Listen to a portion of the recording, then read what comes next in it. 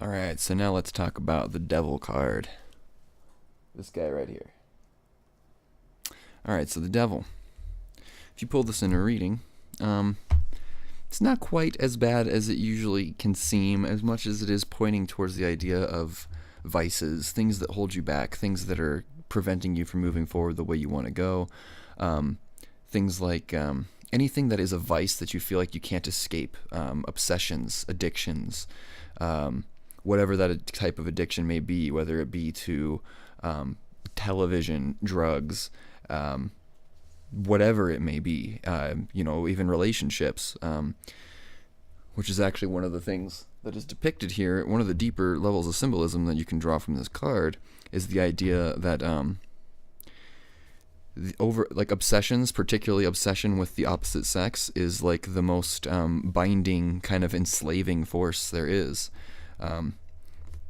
And we won't go too deep into that, but that is one thing that is pointed at here. So if you pull this in a reading about a relationship, it can sometimes be indicating that this relationship is a product of your indulgence rather than an actual connection.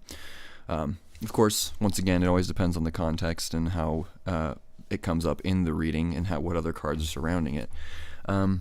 But on the deeper level of this whole journey of spiritual progression through the major arcana, the previous card we talked about temperance, which had to do with discipline and really reining in the crazier desires, I guess you could say. And the main key word there was discipline. And when we move into the devil card, this is where the temptation arises. So the temperance is when you're on your path and you're doing really good, you're meditating all the time and really sticking to this path of awakening and just all these really wholesome things. But then the temptation comes along to sway you and pull you off your path. And that's what happens here. I think if you are into the Bible or anything, you might recall stories about Jesus and how he was not actually tempted until after he was already walking his path.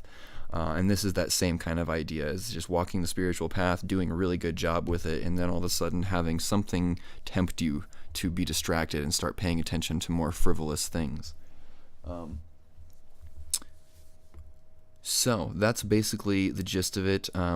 Again, if I were to suggest any specific keywords for this, if you were to pull this in a reading, I would say vices, addictions, things that hold you back. So that pretty much covers this as far as a general quick overview. Join me in the next video where we're going to talk about the Tower.